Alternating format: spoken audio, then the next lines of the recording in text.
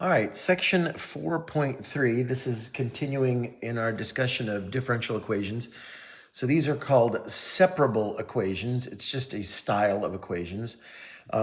We just want to say that I have y prime on the left side of my equation equals some function of x times some function of y. And this can take all kinds of different forms. We're just making sure that there is something x here and something y there. Either of them can even just be 1. So for example, if I said y prime equals x, that's separable because in this case, f of x is x, g of y is 1, right? You can certainly do that. If that is the case, we call them autonomous. You can do it with the x primes too. That would be a little weird. Just some vocabulary there if you see that word autonomous. When we solve these, the first thing we do is we're going to get something called some constant solutions, which are just going to be some solutions that are numbers. Remember, differential equations, the solution to a differential equation is an equation. But we also can get specific constant solutions as well. So to do that, our first step is whatever that g of y is, that y function, just set it equal to 0 and solve for that. And those are going to be constant solutions. Then what we do is we rewrite it this way. We move all the y's, including the dy, because it's really dy dx over here, right? We move that over here, equals f of x dx. Then we integrate, and then we try to solve for y. This can be algebraically very icky. You may not be able to, and in some of the examples we're going to do, I just leave it in the implicit form because the algebra just it's too much and we're not really doing that.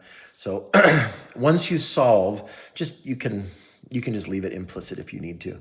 And the other step is if there's an initial condition, we need to solve for that and find that. Okay? So what I'm going to do, my friends, with these, I'm going to go ahead and do the checkpoints with you just because we need to do these together. These get kind of ugly. I'll have the examples as separate videos, but we'll do the checkpoints together. Then you guys can do problems in the problem set to work on those. So checkpoint 410. So we have y prime equals 2xy plus 3y minus 4x. So looking at this, I'm guessing that you would not recognize that as something that's been FOILed. That we need to separate these. And you see there's this xy here. Well, remember, because we have to get a function of x times a function of y. These are all together. So what I did here was I literally did my reverse FOIL technique, knowing that the first terms have to be this, the middle term has to be that, the end terms have to be this, the outer terms, and then the last term has to be these. We can practice some of these in class. I'm not going to go over it now, but you can always go backwards. 2x times y is 2xy, 3y, et cetera, et cetera. For this, now that we've done it, we've got it in our separable framework here. We can just find the constant solutions first. So y minus 2 equals 0. And so y equals 2, that's the constant solution. Then our next step is to rewrite this as dy over g of y equals f of x dx. So dy over y minus 2 equals 2x plus 3 dx. Once I'm in this stage, I can go ahead and integrate. That's our next phase. Integrate both sides, obviously. And so this, you see, this is simply just the ln of the absolute value of y minus 2. That's du over u. And over here, this is straightforward, 2x squared over 2, which is just x squared plus 3x plus c. And then, remember, the calculus is finished right here. We're done with the calculus. The rest is algebra.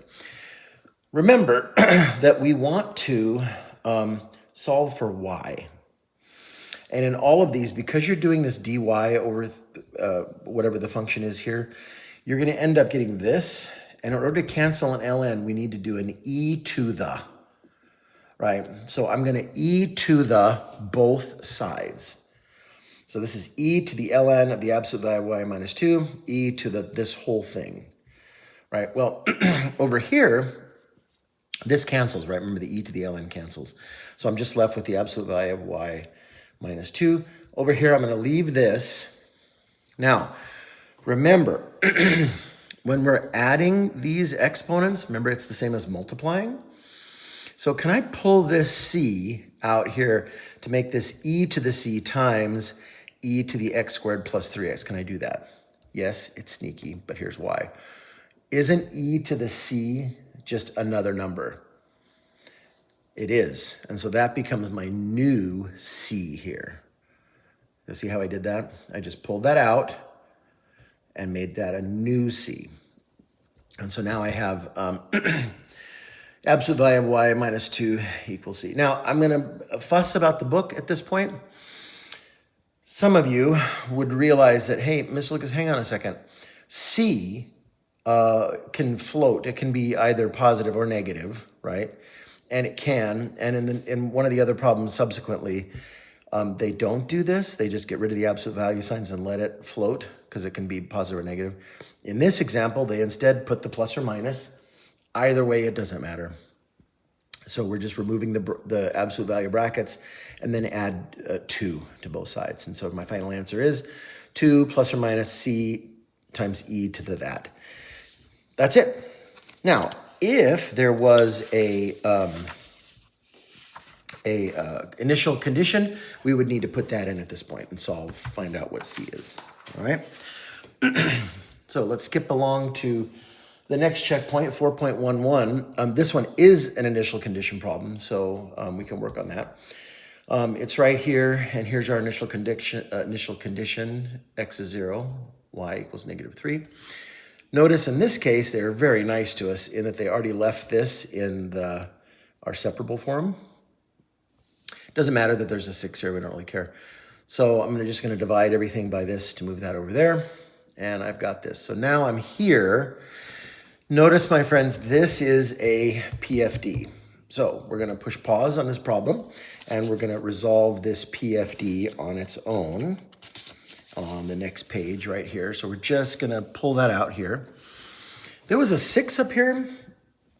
My friends, you're more than welcome to leave that 6 up there to solve. My thing is, you might want to bring it back in later on. So I'm just going to leave it hanging out there, and we can bring it back in. You can leave it there, doesn't matter. I'm pulling it out, so we just have a 1 here to make things a little simpler. I factor this into y plus 2 times y minus 4.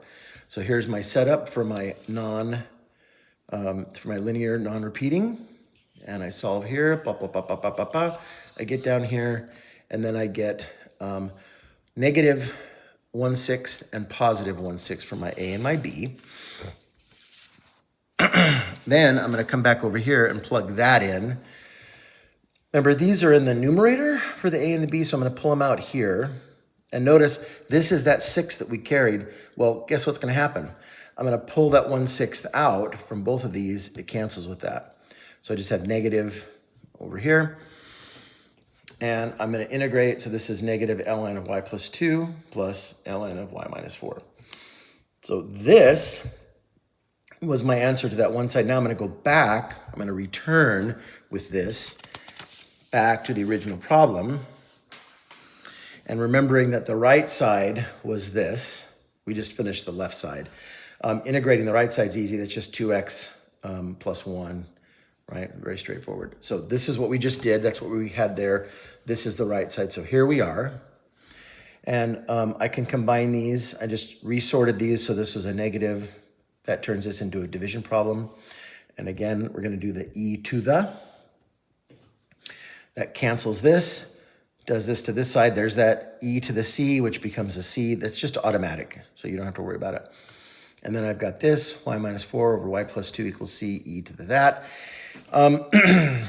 From this point, you could go on farther and do some more algebra here. But remember, we have an initial condition, so we're just looking to solve for c. I would stop here and just start plugging numbers in to keep algebra simple. Well, if x is 0, this just becomes e to the 0. That's just 1. So that's not a big deal. And we plug in our -3 here. -3 minus 4, -3 plus 2. And I get -7 over -1, which is just 7. So c is 7. And then if you were to plug that back in, you would get this. And again, you do not need to go on. You can just leave it implicitly like this. So we don't have to fiddle with it.